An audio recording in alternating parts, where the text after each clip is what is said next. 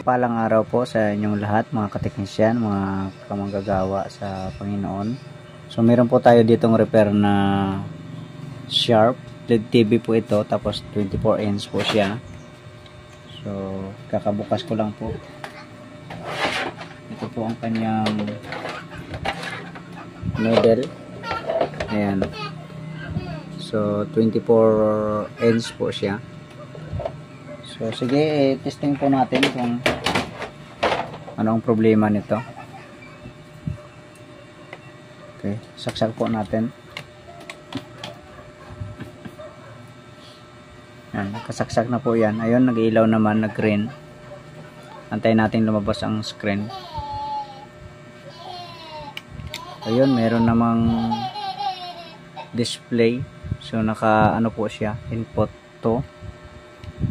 So testingan natin sa ano,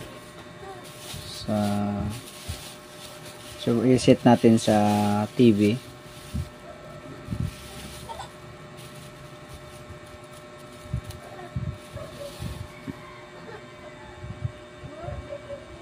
Ayan. So normal naman ang kanyang raster. Ayan. So ang gamit kasi ng may-ari nito ay signal. Kaya i-set natin sa audio video, tapos kabitan natin ng signal. Ayan.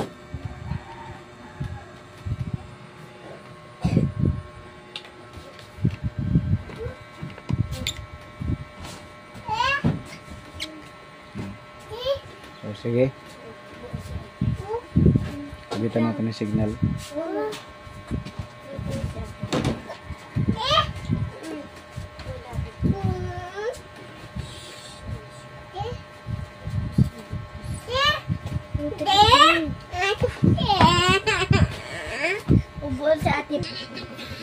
Ayan po siya.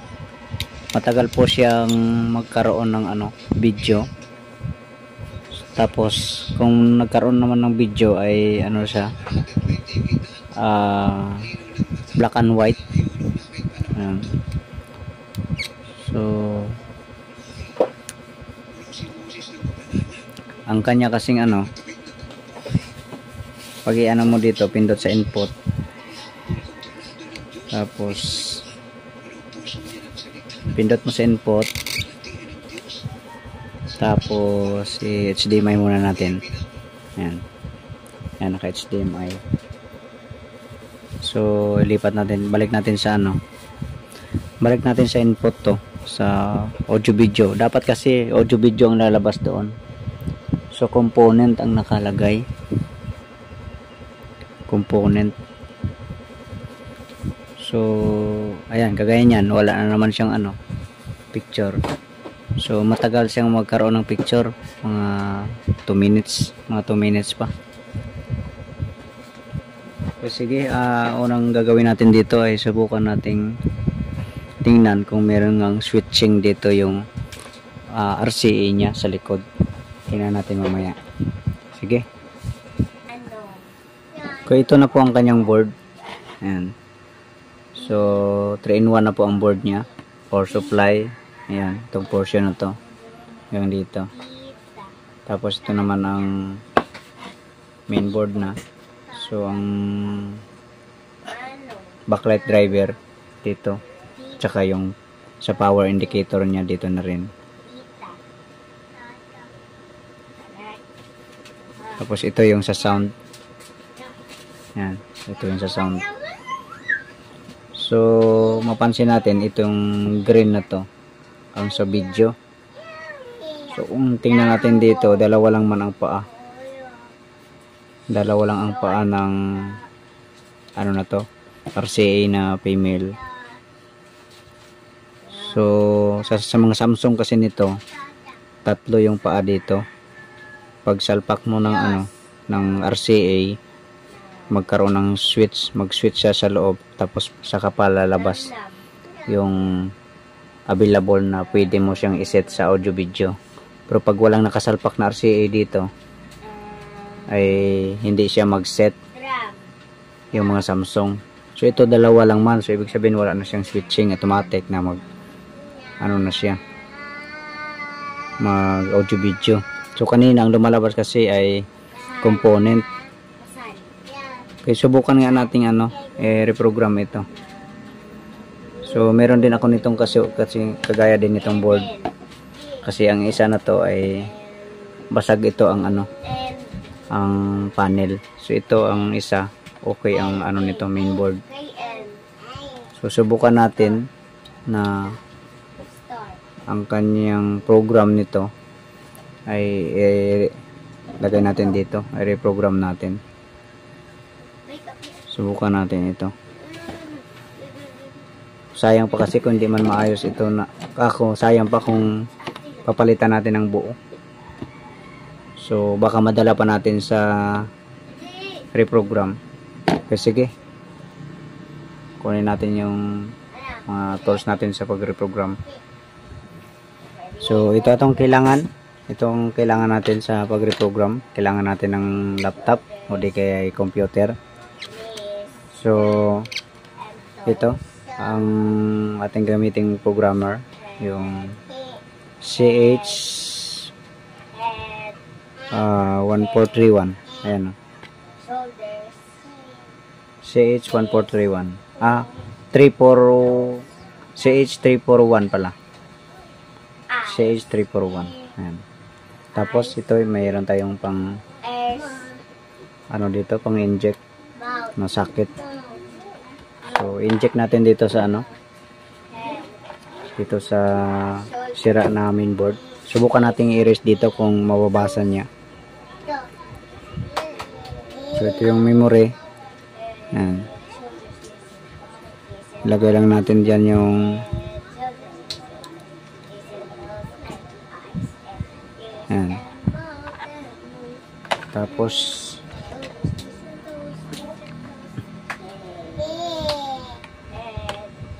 lagay natin dito.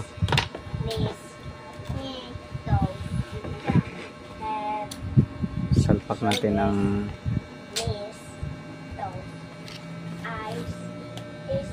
yung CH341. Tapos itong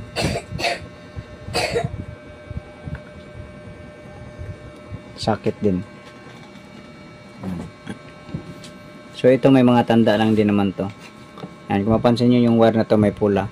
Ayan. So dito banda sa dot ng IC, yung pin 1. Tapos dito rin may rin dito. May tanda rin.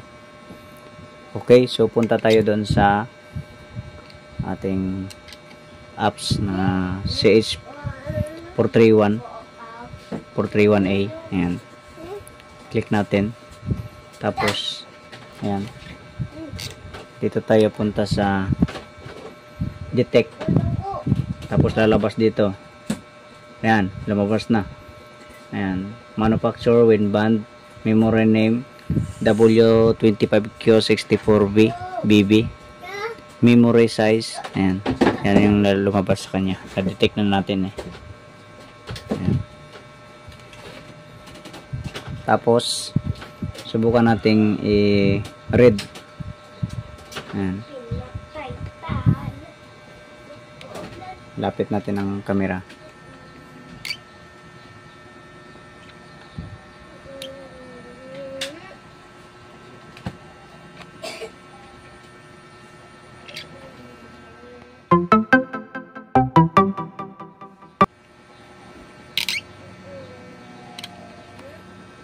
So ayan, binabasa na niya.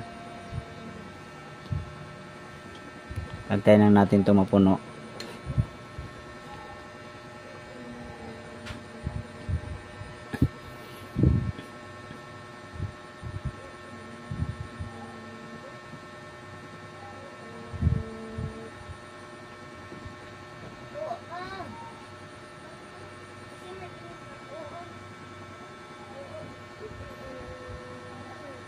Okay, tiyaga lang tayo, mag-antay.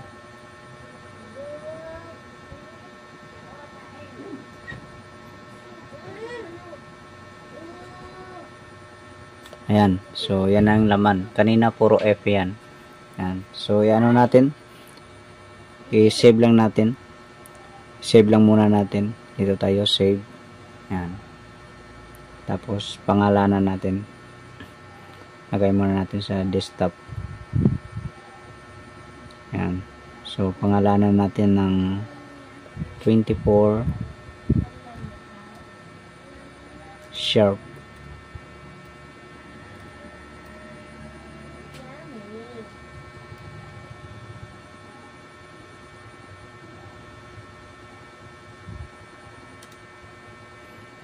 No video. Yan. So save natin. Yan. So pumunta na yan sa, ayun, dito na siya. Okay. Next natin ay i-erase natin siya. Ayan ang erase. Click. Yan. So chip erasing completed. Please check is empty. So okay natin. Yan. I-ano natin uli, i-read natin. So antay na naman tayo. So i-post ko lang yung video para pag mag 99 or 90 plus ay ibalik ko. Okay, ayan, 95. Ayan, sige, tuloy-tuloy. Ayan. So hindi niya na-erase. Hindi niya na-erase. Erase natin ulit.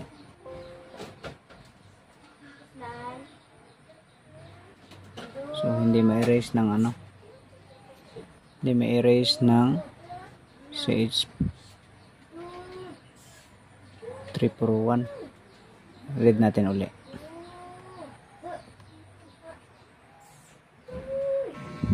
Okay, sinubukan po nating tanggalin ang IC, ang memory doon sa board. So ito na po siya. Ayan. So binabasa pa lang po natin. Naka-read pa lang po yan.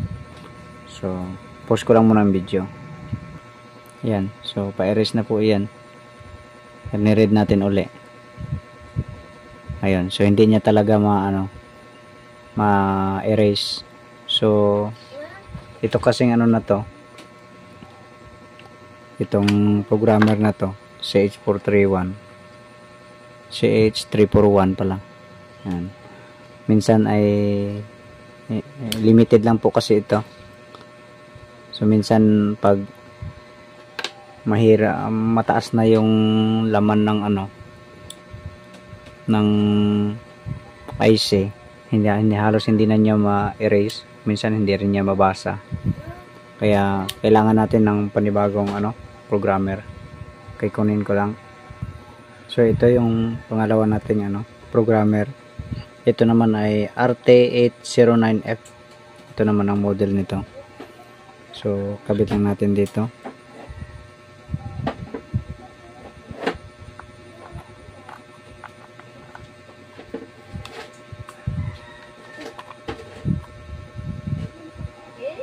Ayan. Tapos ilak ito. Tapos may cord pala ito.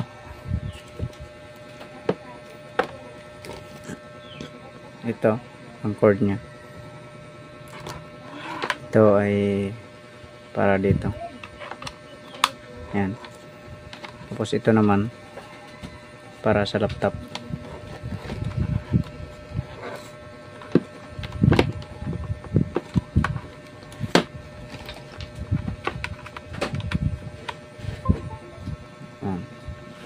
So ang gagamitin naman natin na apps dyan ay itong RT809. Ayan.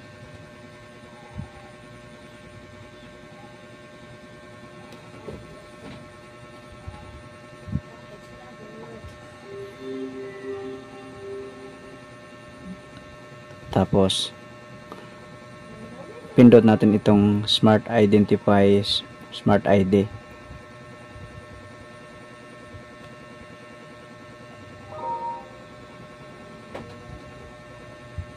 So error siya.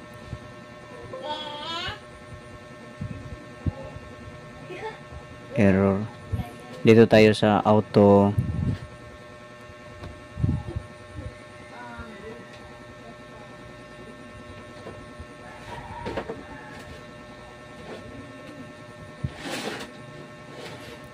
Dito talaga.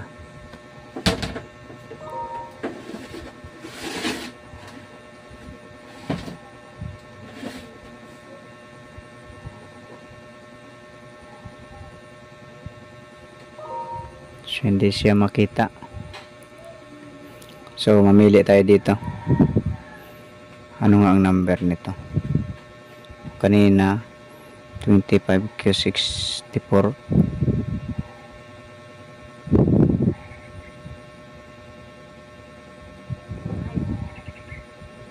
Sige, ito lang ang enter natin. Q16. Ayan. Ito pala. Ayan. Ayan. So, okay. Tapos, i-read nga natin. Ignore lang natin. Ayan. So, nagre-read.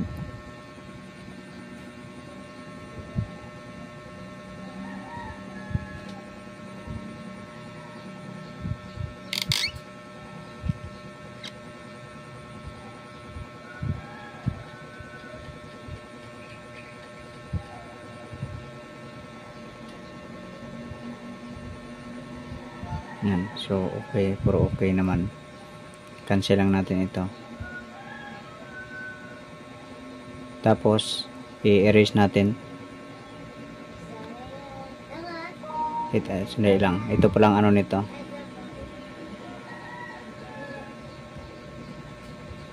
Ito pala ang laman niya. Ayan. So, yan ang laman. Ayan. So, dito yung makita sa buffer. Ayan. Erase natin. Ayan. Ignore lang. Ayan. Erase niya. Start erasing chip. Please be patient. Ayan yung pinakailalim.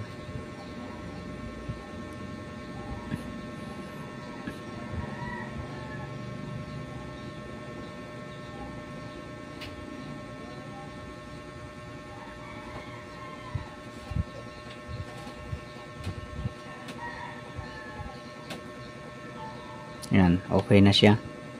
So, tingnan nga natin ulit yung buffer. Buffer.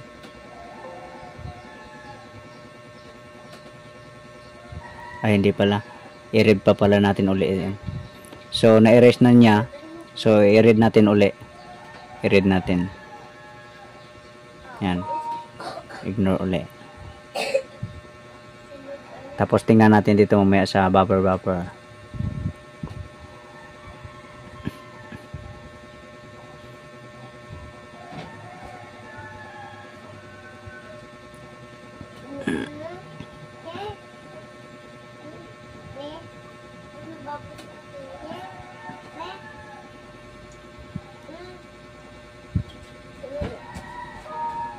Ayan. So, yan ang nakalagay. Chip is empty. All are 0 FF. Okay natin.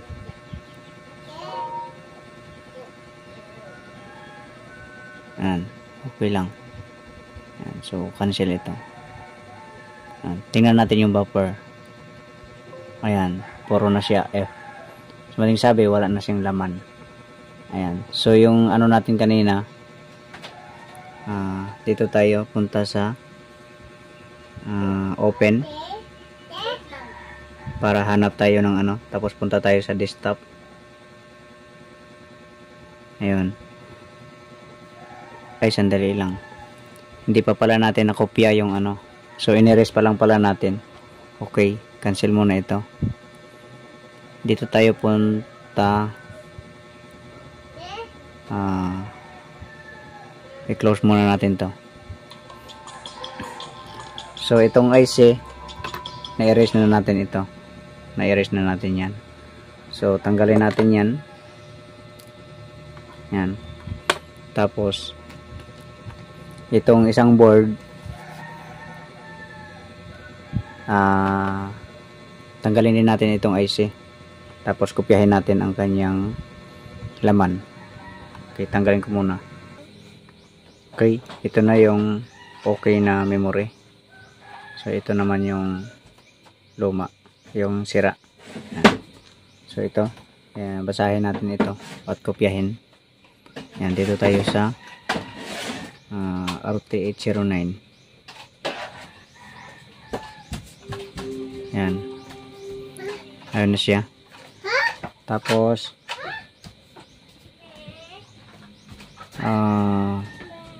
subukan nga natin dito sa Smart Identify ID. Yan.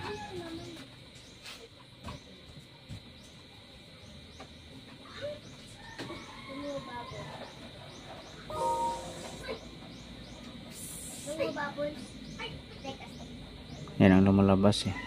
So hindi niya masyadong mabasa. So kahit dito pala sa RT809 na programmer, so nahirapan din siyang bumasa. Kaya talagang mataas siguro ang laman nito. Okay.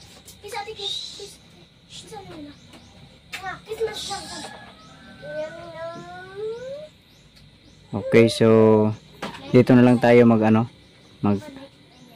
sa history. Ayan. So ito dito tayo mag-enter sa W25Q64. Ayan. Okay na. So nabasa na niya. Okay, read natin.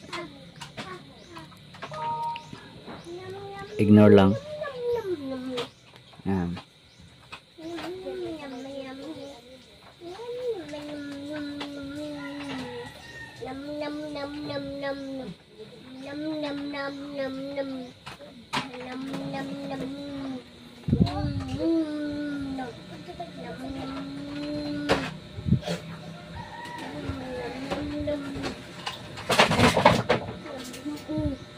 Ayan.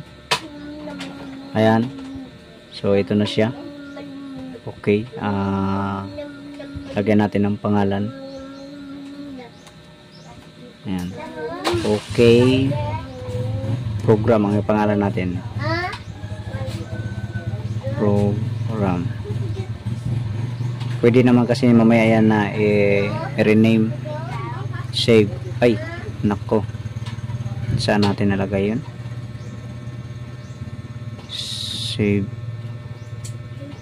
Andito pala sa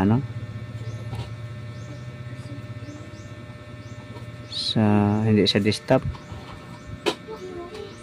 Okay, program.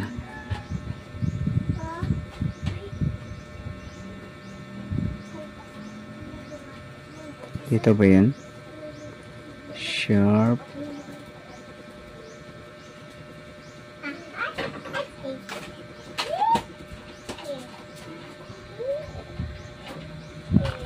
Okay, program yung pangalan nun eh. Ayun, ito pala siya. Dito siya. Hindi ko nilagay sa desktop. So, ano to? Ang nilagyan natin.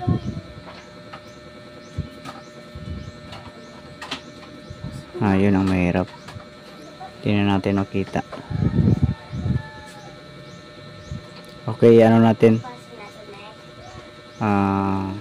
Cancel muna natin. Ulitin ko lang. Okay, ito, palitan na natin yung IC. Tanggalin na natin yung okay na IC. Kasi nabasa na natin. Ito, palitan natin ng i-break natin yung dating memory. Ayan.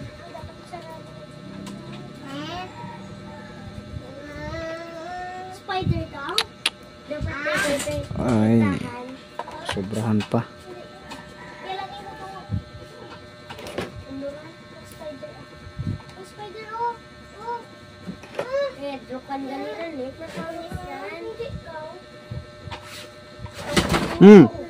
Ano yan?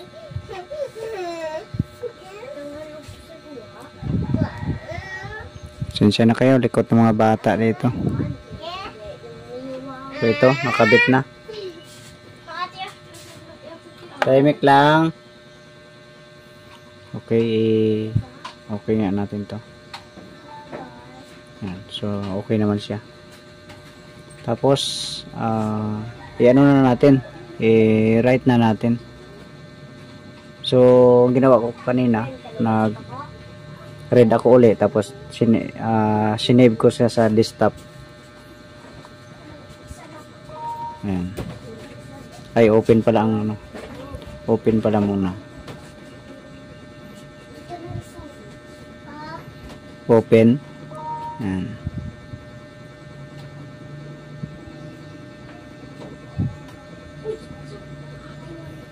Open, saan na ito?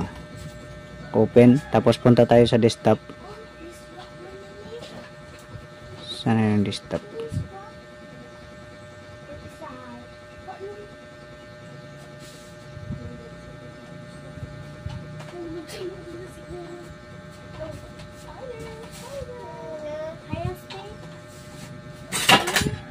Ito, desktop. Ayan. Tapos hanapin natin yung OK Probe. Yun yung pangalawang pinangalan ko eh.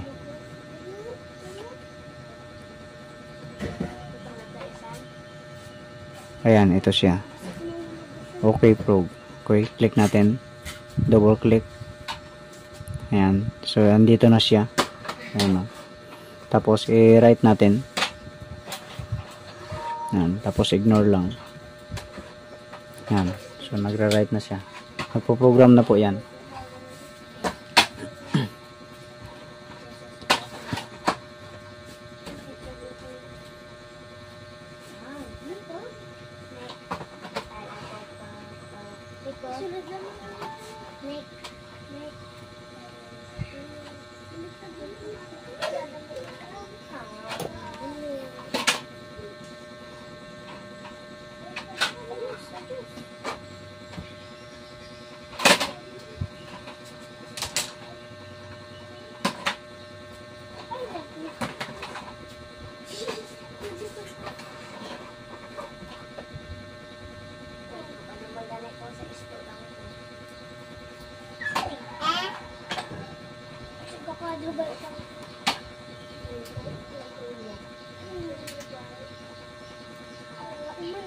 Ayan, okay na. So, tingnan nga natin yung buffer to buffer. Buffer pala. Ayan, so, ayan na siyang program niya. Okay. I-read natin uli. Para malaman natin kung yun talaga ang laman.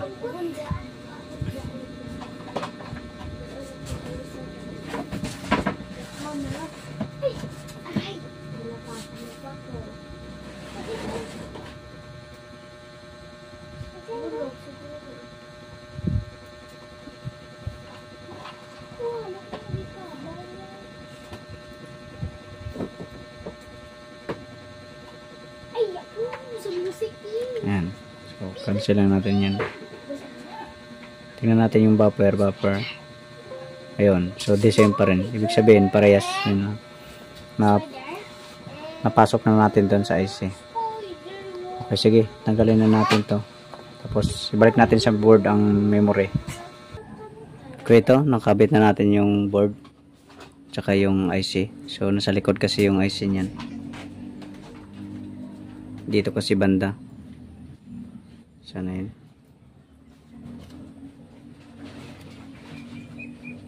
Ito. Dito kasi yung IC. So, pag nakaganyan. Yan. So, dito sa likod. Yan, IC. Okay, sige, testing na natin. Saksak natin to.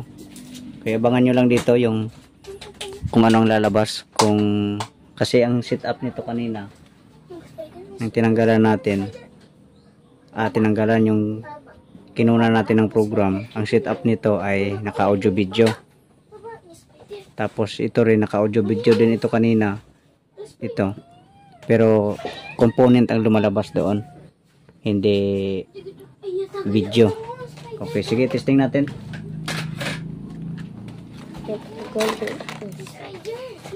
Okay. Saksak na. Ito, tingnan dito. Ito, nag-power na. Yan. So, tingnan natin dito sa taas. Ayun, video na po ang lumabas. Ulitin natin. Okay, bunutin ko. Saksak.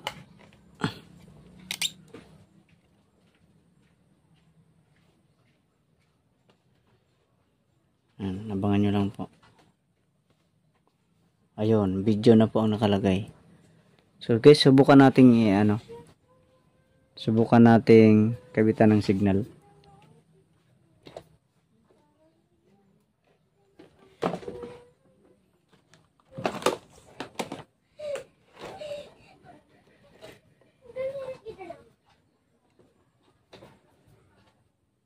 Ayun, meron na.